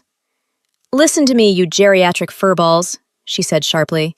Your sacred seat is poisoned. Someone laced your foundation with silver. While you were sitting around sniffing each other's tails, I found the rot. I found the invoices. I know who did it. The elders went silent. Magnus narrowed his eyes. Silver? Yes, silver nitrate, installed by Gavin Thorne. I have the proof. Jin pulled out her tablet and shoved it into Magnus's hands. Read it, or eat it. I don't care, but I'm the only one who knows how to remove those beams without collapsing the entire north wing on top of us. So, you can either let me work, or you can explain to the pack why their home is killing them." Magnus looked at the tablet, then at Cal, and finally at Jin. He huffed, a sound like a deflating tire. "She has spirit," Magnus muttered. "She has a PhD in structural engineering and a very low tolerance for nonsense," Jin corrected. "Now get out of my light. I have work to do." Chapter 23, The Proving, Part 1. The elders didn't leave. Instead, they sat in the corner of the construction site like a panel of judges on a reality TV show, watching Jin's every move. "They're waiting for you to fail," Cal whispered to her as they reviewed the blueprints for the basement. "Good," Jin said, tying her hair back. "I work better out of spite." The task was delicate. They had to remove the main support beam in the cellar, the one Gavin had poisoned, and replace it with a steel column. But the house was resting its entire weight on that rotten wood. If they made a mistake, the manor would implode. "We need to shore it up," Jin instructed Rogan. "Hydraulic jacks here, here, and here." "We can just hold it," Rogan suggested, flexing his massive arms. "The boys and we can hold the ceiling while you swap the beam." "Absolutely not," Jin said. "I don't care if you're Hulk Hogan. Flesh and bone is not a structural support. We use the jacks." "The human doubts our strength," Magnus commented loudly from the corner. Jin ignored him. She set up the jacks herself, measuring the pressure to the millimeter. "Cal, I need you on the winch. When I say pull, you pull. Gently, like you're holding a baby bird." "I can do gentle," Cal said, gripping the chain. "Ready?" Jin called out. "Heave!" The crew worked. The jacks hissed, taking the weight. The rotten beam groaned. "It's stuck!" Rogan yelled. "The rot has fused it to the stone." "Don't yank it!" Jin screamed. But one of the younger wolves, trying to impress the elders, grabbed the beam and pulled with all his supernatural strength. Crack! The beam didn't just come loose, it shattered. The ceiling above them lurched downward. Dust rained down. The hydraulic jacks whined, struggling under the sudden shift in weight. "Stabilize it!" Jin yelled, diving forward not away from the danger, but toward the failing jack. She grabbed the release valve, twisting it to redistribute the pressure. "Jin, move!" Cal roared. "Shut up, I've got it!" Jin wrestled with the machinery. The stone archway above her groaned, a 50-ton guillotine waiting to drop. With a final grunt of effort, she locked the jack in place. The ceiling stopped moving. The dust settled. Jin stood up, covered in gray powder, coughing. She pointed a shaking finger at the young wolf who had pulled the beam. "You!" she shouted. "Get off my sight! Go sit in the car!" She turned to the elders. "Was that enough strength for you, or do you want me to bench press a truck next?" Magnus stroked his beard, his eyes wide. He looked at the stable ceiling, then at the tiny human woman who had just outthought a collapsing building. "Competent," Magnus grudgingly admitted. "Very competent." Chapter 24, The Collapse. Just when they thought the danger was over, the ground betrayed them. The removal of the poison beam had upset the ley line energy. The earth beneath the basement floor, saturated with magical corruption for years, suddenly liquefied. "Sinkhole!" Rogan shouted. The floor in the center of the room gave way. A gaping maw opened up, swallowing equipment and debris. "Help!" It was Silas, the clumsy wolf from before. He had slid into the hole. He was hanging onto a jagged piece of rebar, dangling over a dark, muddy drop. "Silas!" Cal moved to jump in, but Jin grabbed his belt. "Don't!" she screamed. "The ground is unstable. If you jump, the vibration will collapse the rest of the floor and bury him." Cal froze, his eyes wild. "He's slipping." "I know!"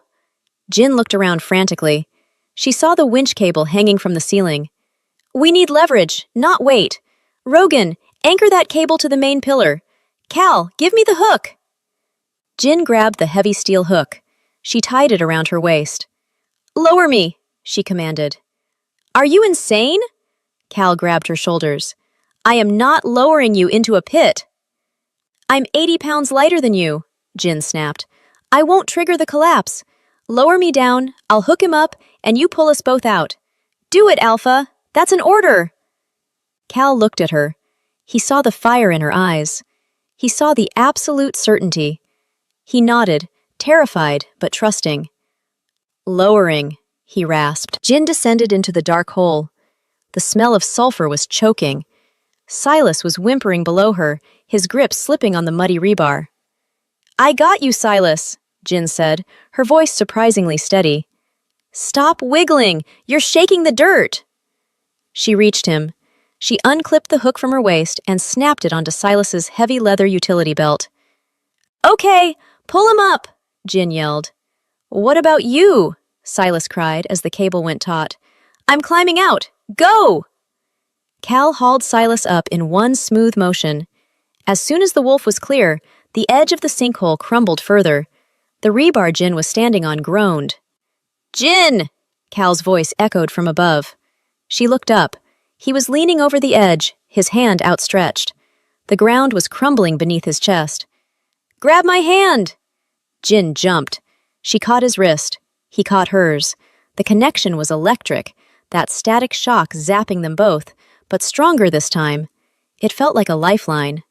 He hauled her up effortlessly, pulling her out of the darkness and straight into his chest. He dragged them both backward, away from the hole, until they hit the far wall. He didn't let go. He buried his face in her dusty hair, shaking uncontrollably. Don't you ever, he growled, his voice breaking, do that again. Chapter 25. The Surrender. The basement was silent. The elders, the crew, everyone was staring at the couple slumped against the wall. Jin was panting, her heart racing. She looked up at Cal. He looked wrecked. The invincible Alpha was pale, his eyes wide with lingering terror, not for himself, but for her. I had to, she whispered. It was the only way. Cal pulled back to look at her face. He ran his thumb over a smudge of dirt on her cheek. You saved him. You saved the house. You saved me. He slowly shifted his position. In front of his entire pack, in front of the judging elders, Callum Drivus, the Alpha King, sank to his knees. He bowed his head, pressing his forehead against Jin's hands. A gasp went through the room. Alphas did not kneel. Not ever. Cal, what are you doing? Jin hissed. Get up. You're getting dirt on your knees. No, he said, his voice ringing clear in the silence. I am strong for them, Jin. I have to be the monster in the dark to keep them safe. But for you... He looked up, his amber eyes shining with raw, unfiltered devotion. For you, I am weak. You are the foundation. You are the anchor. I surrender. It wasn't a political statement. It was a mating vow. Jin felt tears prick her eyes. She hated crying. It was inefficient. But seeing this giant, terrifying man look at her like she was the only star in the sky broke down her last defensive wall. You're an idiot, she choked out, leaning down to kiss his forehead. A dramatic, overgrown idiot. You're idiot, he murmured. Magnus, the lead elder, cleared his throat loudly. Well, the old wolf grumbled, adjusting his tie, it seems the house has chosen, and the Alpha has chosen. He looked at Jin with a newfound respect. Try not to get killed, Architect. The pack needs a Luna with a brain. As the elders filed out, defeated by competence and romance, Jin looked down at Cal. Does this mean I get a raise? She asked. Cal laughed, wrapping his arms around her waist and burying his face in her stomach. You get everything, Jin. You get everything. Chapter 26. The Shift. The atmosphere at Drivus Manor had shifted. Before the sinkhole incident, the construction crew had treated Jin like a nuisance, a tiny human woman with a clipboard and too many opinions. Now, they treated her like an unexploded ordnance. When Jin walked into the Great Hall the morning after the proving, conversation died instantly. 20 massive, muscle-bound werewolves stopped what they were doing. They pressed their backs against the walls to give her a wide berth, eyes lowered respectfully. Good morning, Jin said, her voice echoing in the silence. Good morning, Luna, Rogan squeaked. The man was 6'7" and had biceps the size of watermelons, yet he looked ready to faint because she had made eye contact. Don't call me that, Jin sighed, adjusting her hard hat. And Rogan, why are you hiding behind a fern? You don't fit. Respect, ma'am. Utmost respect. Jin rubbed her temples. This is going to be annoying. I can feel it. She walked toward the makeshift coffee station. Silas, the wolf she had pulled out of the sinkhole, was guarding the coffee pot like it was the Holy Grail. When he saw her coming, he frantically poured a cup, added exactly 2 sugars, how did he know, and offered it to her with trembling hands. For you, Miss Park, freshly brewed, beans ground by hand. Thanks, Silas, Jin said, taking the cup. You know, you don't have to bow every time I enter a room. It's bad for your lumbar support. You jumped into the earth for me, Silas whispered, his eyes shining with hero worship. You are the bravest human I have ever smelled. I smell like dust and sulfur, Jin muttered, taking a sip. Where's Cal? The Alpha is in the West Wing, Silas said. He is negotiating. Jin found Cal in the drawing room. He wasn't negotiating with suppliers, he was negotiating with a tailor. Or rather, the tailor was trying to measure Cal's inseam while Cal vibrated with impatience. Jin, Cal breathed out when he saw her. The relief on his face was comical. Save me. This man is trying to put me in velvet. It's for the winter gala, sir, the tailor insisted. Velvet is very in this season. I am not wearing velvet, Cal growled. I will look like a sofa. Jin leaned against the doorframe, sipping her coffee. Actually, with your coloring, midnight blue velvet would work, but you'd overheat in 5 minutes and burst into flames. Cal's eyes locked onto hers. The amber glow was faint but present. Get him out of here, please. I need to inspect the foundation repairs with you. Dismissed, Jin told the tailor. The man fled instantly. Cal walked over to her. He didn't stop until he was inches away. He reached out and tucked a stray strand of hair behind her ear, his fingers lingering on her jawline. They're terrified of you, Cal murmured, a smirk playing on his lips. Rogan asked me if he needed permission to breathe in your presence. It's ridiculous, Jin complained, though she leaned into his touch. I liked it better when they thought I was just a bossy architect. Now I'm a religious figure. You are a religious figure to them, Cal said seriously. You went into the dark for one of us. You are the pack mother now, Jin, whether you want the title or not. I don't have time to be a mother. I have a deadline. Then be a boss, Cal whispered, leaning down to brush his lips against her forehead. Just be my boss. Chapter 27. The Date. We are going on a date, Cal announced 2 days later. I'm busy, Jin replied, not looking up from her laptop. Gavin Thorne is still out there, and I'm tracking his shell company's Cayman Island transactions. The FBI can handle the Cayman Islands for one night. I want to take you to dinner. A normal, human dinner. No wolves, no sinkholes, no protein shakes. Jin looked up. Cal was wearing a suit that cost more than her college education. He looked devastating. Fine, Jin relented, but if you growl at the waiter, I'm leaving. They went to Le Bernardin, the fanciest French restaurant in the city. The maitre d' took one look at Cal, who filled the doorway like a bouncer, and nervously led them to a private booth. The trouble started immediately. The booth was designed for normal humans. Cal squeezed in, his knees hitting the table, his shoulders practically knocking over the salt shaker. He looked like a bear trying to have a tea party. Then came the waiter. He was a thin man with a sneer that suggested he smelled something bad. He took Cal's order with obsequious politeness, but when he turned to Jin, his demeanor shifted. And for the lady? The waiter glanced at Jin's work-worn hands. She had been sanding drywall earlier, and her simple dress. Perhaps the chicken? It is the most economical option. The temperature at the table dropped. The candle in the center flickered. Cal stopped buttering his bread. A low, vibrating rumble started in his chest. His silverware rattled against the china. Jin kicked him under the table. Hard. Ouch! Cal hissed, the amber fading from his eyes. Jin smiled sweetly at the waiter. Actually, Jean-Pierre, I'll have the Wagyu beef tasting menu, with the truffle supplement, and bring a bottle of the 82 Bordeaux. My boyfriend is paying, and he has very deep pockets, unlike your manners. The waiter turned bright red. Of course, madam.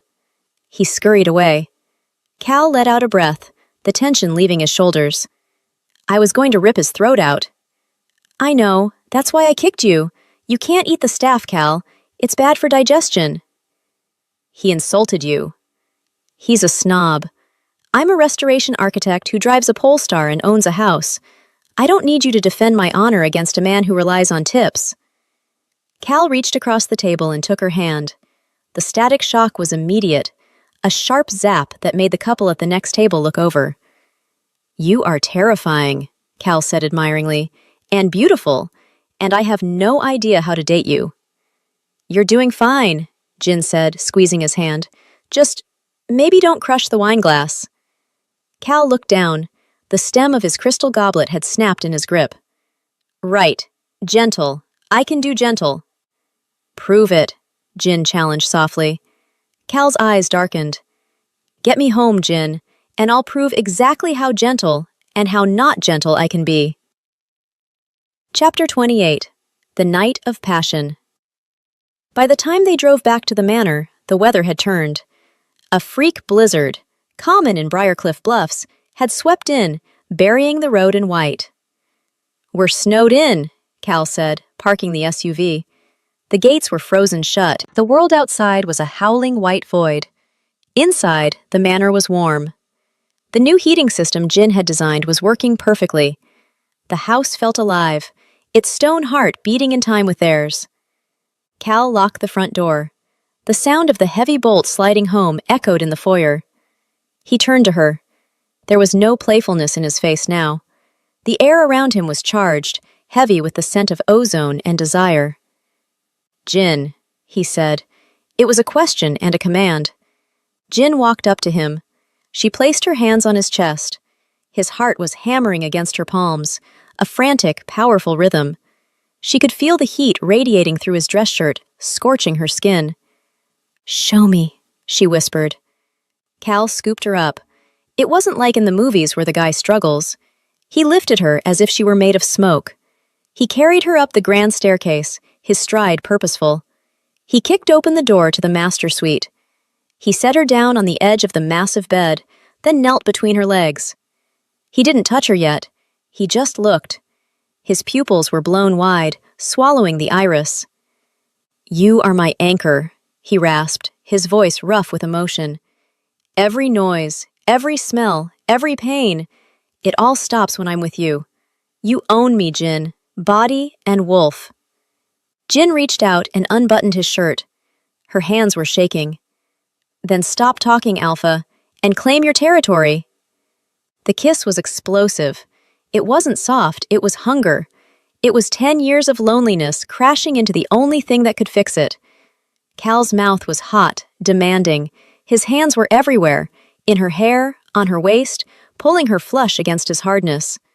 When skin finally touched skin, the static shock was blinding. It wasn't painful anymore, it was euphoric.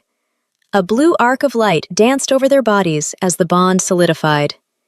Mine, Cal growled against her neck, his teeth grazing the sensitive skin. Mine. Yours, Jin gasped, digging her nails into his shoulders. The night was a blur of heat and sensation. Cal was massive, overwhelming, a force of nature. But true to his word, he was careful. He treated her like precious glass, even as he consumed her. He used his strength to hold himself back, to ensure she was with him every step of the way. For the first time in her life, Jin let go of the control. She didn't have to be the boss. She didn't have to fix anything. She just had to feel. Outside, the storm raged, burying the world in ice. Inside, the fire consumed them both. Chapter 29. The Luna. Jin woke up to the smell of bacon. She stretched, her body aching in a very pleasant way. The other side of the bed was empty, but the sheets were still warm. She sat up, spotting a shirt draped over the chair. It was one of Cal's black t-shirts. She put it on. It came down to her knees. Perfect, she yawned. I look like a gothic tent. She shuffled downstairs, following the scent of food. She walked into the massive industrial kitchen, expecting to find Mrs. Gable. Instead, she found the pack. 10 of the biggest wolves, including Rogan and Silas, were crowded around the kitchen island. They were eating piles of scrambled eggs. When Jin walked in, the room went dead silent. Every single wolf stopped chewing. They stood up in unison, and then they tilted their heads to the side, baring their necks. It was a sign of absolute submission. They were acknowledging her status. She was wearing the alpha scent and his shirt. She was the Luna. Jin stood there, barefoot, hair a mess, wearing a giant t-shirt. Oh, for God's sake, she groaned. Stop it! You look like synchronized swimmers. Rogan kept his head tilted, staring at the floor. We cannot look you in the eye, Luna. The Alpha's claim mark is very potent. Jin touched her neck. There was a faint red mark where Cal's stubble and teeth had been. She flushed crimson. Eyes up, everyone, she barked. I am not a deity. I am caffeine deprived. Who made the coffee? Cal walked in from the pantry, holding a tray of fresh biscuits. He was shirtless, wearing low-slung sweatpants. He looked smug. Incredibly, annoyingly smug. I made the coffee, Cal said, setting the tray down. He walked over to Jin, wrapped his arms around her waist from behind, and rested his chin on her head. Good morning, wife. Not wife, Jin corrected, elbowing him. Girlfriend. Maybe. We haven't discussed labels. The wolf has labeled you, Rogan muttered. We can smell it from the driveway. Rogan, Cal warned, a low rumble in his chest. Watch your tone. Sorry, Alpha. Just happy for you. Jin extricated herself from Cal's grip and grabbed a mug. Okay, listen up. Just because I'm sleeping with the boss doesn't mean the renovation schedule changes. Rogan, the drywall in the East Wing needs to be finished by Tuesday. Silas, stop eating all the bacon. Move out. The wolves scrambled to obey. Yes, Luna. On it, Luna. They fled the kitchen. Jin slumped against the counter. I'm never going to get them to call me Jin again, am I? No, Cal said, pouring himself a cup. You are their queen now. You might as well get used to the bowing. I hate bowing, Jin grumbled, biting into a biscuit. But these biscuits are good. Did you make them? Mrs. Gable made them, Cal admitted. I just carried the tray. I'm good at heavy lifting. Chapter 30. The Auntie Meeting. A week later, the snow had melted, and it was time for the final hurdle, the Auntie dinner. Jin had warned Cal. Auntie May loves you, but Kimchi is still holding a grudge, and Auntie is going to ask about grandchildren. Do not answer. Fake a seizure if you have to. Cal looked nervous. He was wearing a cashmere sweater that made him look soft and touchable, which was a dangerous disguise for a lethal predator. They arrived at the bungalow. Auntie May opened the door and screamed with delight. Mr. Cal, you are back, and you look fed. She pinched his bicep. Good, Jin is feeding you.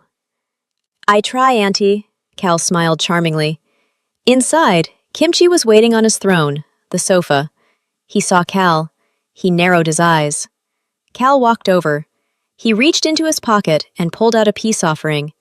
A high-grade, organic dried liver treat. He held it out. Truce? Kimchi sniffed the treat. He looked at Cal. He looked at the treat. He gently took the treat, ate it in one bite, and then immediately turned his back on Cal to show him his fluffy butt.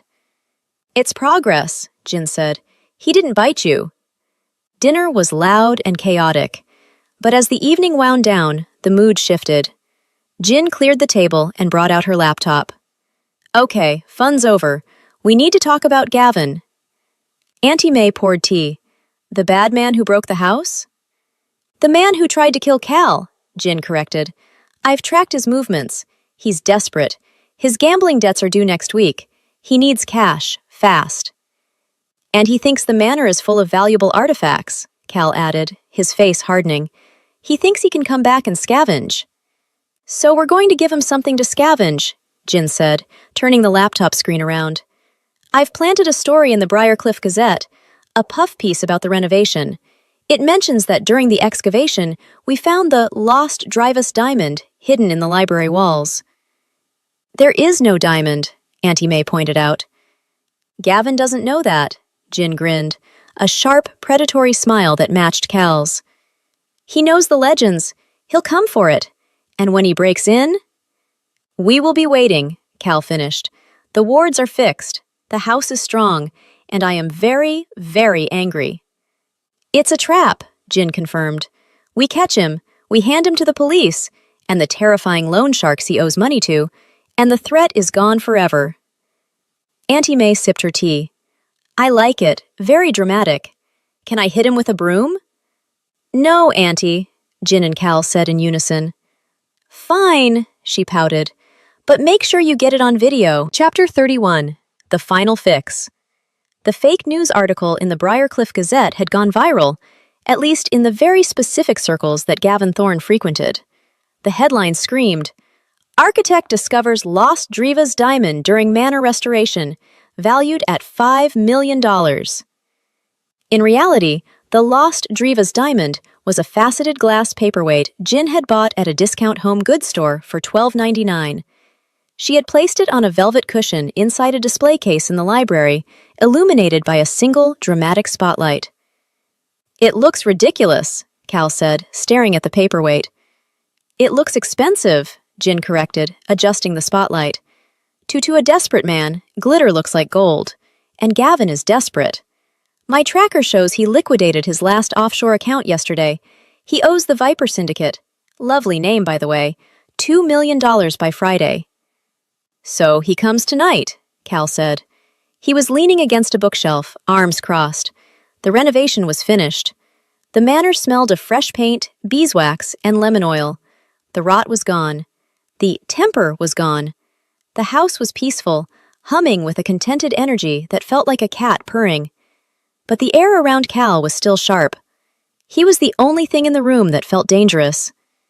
He comes tonight, Jin confirmed. Are the boys in position? Rogan is in the east garden disguised as a bush.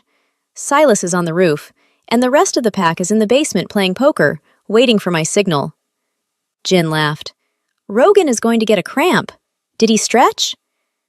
Jin, Cal said, stepping forward. He took her hands. The static shock was a familiar comfort now, a low hum that settled her nerves.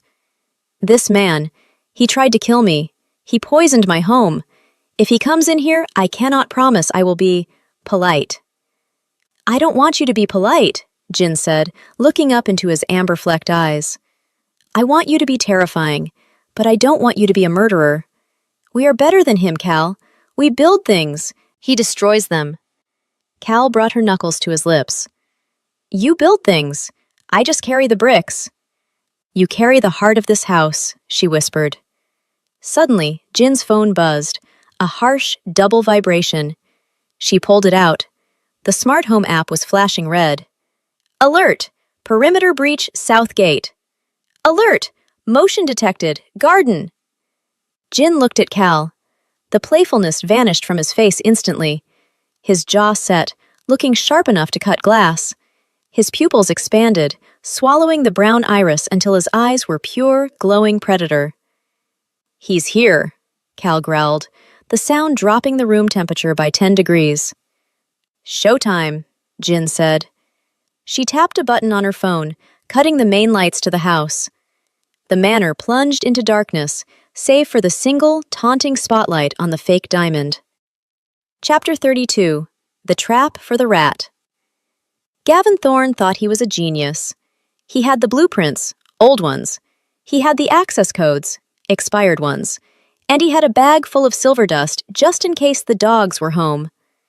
He crept through the south garden, avoiding the gravel path. He was wearing all black, looking like a caricature of a cat burglar. He didn't notice the bush near the fountain twitch as he passed it. He reached the library window. He used a glass cutter, so cliché, and popped the latch. He slid inside, his boots hitting the expensive hardwood floor with a soft thud. The room was pitch black, except for the glowing beacon in the center. "Jackpot," Gavin whispered, his greed overriding his survival instincts. He crept toward the display case. The diamond sparkled under the light. He reached into his bag and pulled out a canvas sack. He was sweating. He needed this money. If he didn't pay the Vipers, they were going to remove his kneecaps with a rusty spoon. He reached for the glass case. Click! The library doors slammed shut. The sound echoed like a gunshot. Gavin spun around, dropping his bag. "Who's there?" Silence. Then, a sound came from the shadows. A low, vibrating rumble. It sounded like a massive engine idling or tectonic plates grinding together. It was a sound that triggered a primitive, lizard-brained fear in Gavin's spine. "I have silver!" Gavin shouted, his voice cracking. He fumbled for his bag. "I know what you are! Stay back!" From the darkest corner of the room, two eyes opened. They were glowing, molten gold. They were too high up to belong to a dog. They belonged to a monster. "You brought silver," a voice said. It wasn't human. It was deep, distorted, and layered with the growl of a beast. "Into my house." Again, Cal stepped into the sliver of light from the display case. He hadn't shifted fully, but he wasn't human either. His claws were extended, 3 inches of razor-sharp bone. His teeth were bared. The air around him shimmered with heat. Gavin screamed. He scrambled back, knocking over the display case. The glass paperweight rolled across the floor, clinking cheerfully. "Please," Gavin begged, backing into the desk. "I just want the stone. Take it. I'll leave." "The stone is glass, you idiot," a female voice cut through the terror. The overhead lights slammed on, blindingly bright. Jin was sitting in the high-backed leather chair behind the desk, spinning a pen. She looked bored. Cal stood beside her, a looming shadow of vengeance. "Glass?" Gavin blinked, shielding his eyes. "What?"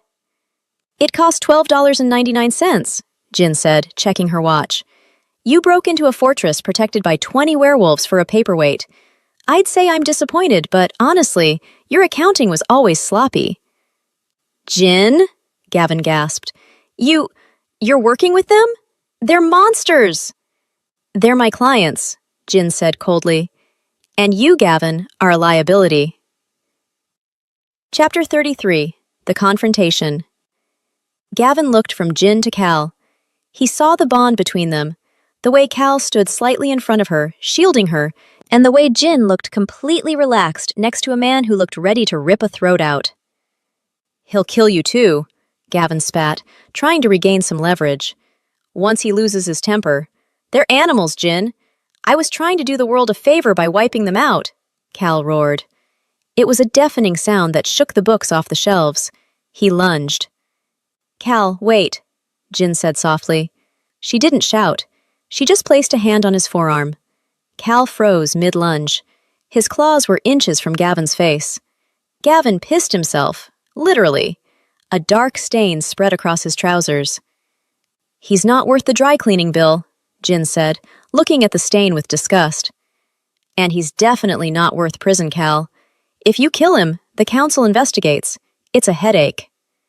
"He poisoned us," Cal snarled, his restraint hanging by a thread. "He deserves to bleed."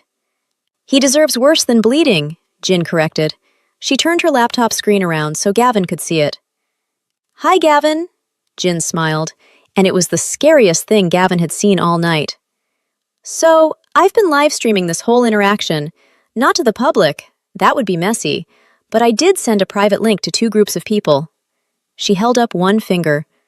"Group A, the Briarcliff Police Department. They're on their way to arrest you for breaking and entering, grand larceny, and corporate embezzlement." She held up a second finger. "Group B, the Viper Syndicate.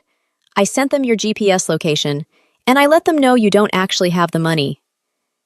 Gavin's face went white. You didn't." "I did. The police are about 5 minutes out. The Vipers, well, they drive fast. I'd say you have about 3 minutes to decide who you want to be arrested by." Gavin scrambled to his feet. He looked at the window. He looked at Cal. "I'll take the police," he screamed. Call the police! They're already here, Jin said as sirens wailed in the distance. Cal stepped back, the amber fading from his eyes. He looked at Gavin, shaking, wet and pathetic, and then at Jin. He smiled, a slow, dark expression of satisfaction. You are vicious, Cal whispered to her. I'm efficient, Jin replied, closing her laptop. Rogan, get in here and drag this trash to the curb, and make sure he doesn't drip on the rug. Rogan burst in from the garden, still covered in leaves, grabbed Gavin by the collar, and hauled him out like a sack of potatoes. As the door closed, Cal turned to Jin. He lifted her off the chair and kissed her hard, the static shock lighting up the room. Remind me, he murmured against her lips, never to make you angry. Chapter 34. The New Regime. 6 months later, Drivus Manor was no longer a gloomy Gothic nightmare. It was a masterpiece of restoration. The gardens were blooming, the stone was scrubbed clean, and the interior was a perfect blend of historic charm and modern efficiency. But the biggest change wasn't the architecture, it was the management. It was a Tuesday afternoon. Cal walked into the Great Hall, looking for his enforcers. He needed to organize a perimeter patrol for the upcoming full moon. He found Rogan, Silas, and 3 other top wolves in the middle of the floor. They were surrounded by flat-pack cardboard boxes. They were sweating. They looked more stressed than they had during the Gavin incident. Report, Cal barked. Rogan jumped, dropping a hex key. Alpha, we are busy. Doing what? We have a perimeter check in 10 minutes. We can't, Silas whispered, looking terrified. The Luna, she ordered us to assemble the guest room furniture. It's IKEA. Cal stared at them. You are apex predators. You can run 40 miles an hour, you can crush bone with your jaws, and you are defeated by a particle board dresser? The instructions make no sense, Rogan cried, holding up a diagram. Why are there so many screws left over? Leave it, Cal ordered. Patrol, now. The wolves hesitated. They looked at Cal. Then they looked at the stairs, where Jin's office was. Rogan shifted his weight. With respect, Alpha. She said if this wasn't done by 5 p.m., she wouldn't make the spicy beef stew tonight. She said we'd get salad. Cal froze. She threatened salad? Kale salad, sir, without dressing. Cal sighed. He looked at his elite soldiers, cowed by the threat of leafy greens. He looked at the unfinished furniture. He walked over, took off his jacket, and rolled up his sleeves. Give me the hex key, Cal grumbled. Rogan, you hold the side panel. Silas, find the dowels. If we work together, we can finish this in 20 minutes. I am not eating kale. Jin watched from the balcony above, holding kimchi. Look at that, she whispered to the dog. I have completely domesticated them. Kimchi let out a short, approving bark. Chapter 35. Epilogue. The Truce. The epilogue took place on a Sunday. Auntie May had officially adopted the Iron Ridge Pack. She visited every Sunday, bringing Tupperware containers filled with enough japchae and dumplings to feed an army, which, essentially, she was. The scene in the solarium was chaotic. Rogan was letting Auntie May pinch his cheeks while he ate a dumpling in one bite. Silas was showing her pictures of his new puppy, a real dog, which confused everyone. Jin sat on the patio swing, a glass of iced tea in her hand. She looked out over the estate. Her estate. The sun was setting, casting a golden glow over the restored stonework. Cal sat down next to her. The swing creaked under his weight. He wrapped an arm around her, pulling her into his heat. You look happy, he said. I am, Jin admitted. The house is fixed, the accounts are balanced, and I haven't had to threaten anyone with a taser in weeks. A boring life, Cal teased. Peaceful, she corrected. I like peaceful. Just then, Kimchi waddled out onto the patio. He stopped in front of them. He looked at Cal. For months, it had been a cold war. Snarls, side eyes, ankle bites. Cal reached into his pocket. He didn't pull out a store-bought treat. He pulled out a piece of A5 Wagyu beef jerky, house-cured by the pack's chef specifically for this moment. He held it out. Peace offering, little Alpha? Kimchi sniffed the air. The scent was irresistible. He looked at Jin, as if asking for permission. Go ahead, Jin laughed. He's trying his